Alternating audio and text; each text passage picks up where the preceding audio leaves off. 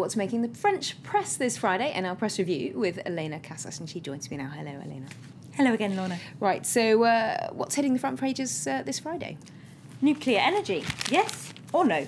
That's what Libération is asking its readers today. Now, this is becoming a huge issue in France, where about 80% of electricity is still brought from nuclear, and it's becoming very politically controversial. Now, yesterday, France's state electricity company, EDF, was fined €1.5 million for spying on Greenpeace activists who were protesting against its nuclear plants, and the issue is also getting its way into the election campaign, because the socialist candidate François Hollande is trying to hammer out an electoral pact with the Green Party to try and get them to get their supporters to vote for him, and they say that that pact just can't happen unless he agrees to scrap nuclear energy. Now, Libération reports in the paper that that stumbling block seems to be hard to get over for both sides, and at the same time the EDF CEO Henri Proliot has gone on a massive PR offensive, basically threatening Hollande with the disaster that could occur to the French economy if he were to agree to scrap nuclear energy. He's told papers that 1 million jobs would be lost, and it could cost France €400 billion to pull out of nuclear. So Libération says that's nothing short of blackmail. Indeed, and pretty awkward position for François Hollande politically now as well.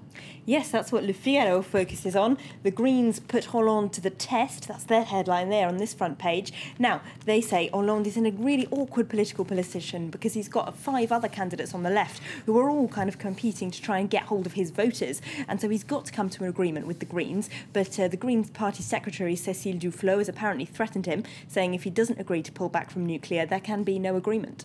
Okay, well, let's move on now to some economic news, because we mentioned in the news bulletin an accidental downgrading of French debt yesterday by Standard & Poor's. That was, of course, changed. They've still got a AAA rating, but what did the papers make of what happened? Well, was that a big mistake, or was it a premonition? That's what Le Parisien is asking its readers. They say, well, while the mistake that was made last night, Standard & Poor's sending out that message, which made it look like they might be going to downgrade France, in the end has probably been more embarrassing for the ratings agency than it has been for the country. They say the speed at which the Finance Minister, François Bayrou, rushed to defend France's austerity measures after that news and call for an inquiry into the mistake made by Standard & Poor's just shows how worried the French government are that this could actually happen. They are on the point of panic, the paper says, and nothing that's going to change. They're going to be as worried as that until they change their policy, because their prediction for France's growth this year is still twice as much as the EU's. So they're still going to keep coming under pressure to announce more austerity measures. Okay, well, moving on again, Dominique Strauss-Kahn certainly hit the front pages a few months ago, and he's back once again now.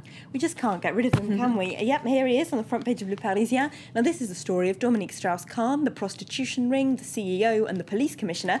CEO and the police commissioner are being investigated by police for running a prostitution ring, and they are accused of using public funds to send prostitutes to Washington to meet the then IMF boss about 6 months ago. The net is tightening around Dominique Strauss-Kahn, reports The Parisian.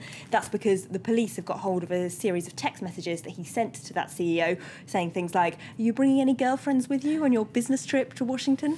So scandalous stuff. It is a little. He could face charges for complicity and corruption, the paper says. So he's definitely not off the hook yet. A bit of economic news as well in Le Parisien today. Yes, bargain hunt. Everything's set to go. Local authorities, according to Le Parisien, they say they're selling off all kinds of assets to try and fill up France's local authorities' empty coffers. The mayor of Narbonne has already made €65,000 selling off things like fire trucks and police cars. In one municipality near Paris, they've sold the old courthouse to a Brit as a second home. And if you're in the market, Lorna, you can pick up just about anything from local authorities. You can get a 19th century chateau in the Auvergne for €645,000, down to an Olivetti typewriter for just €5.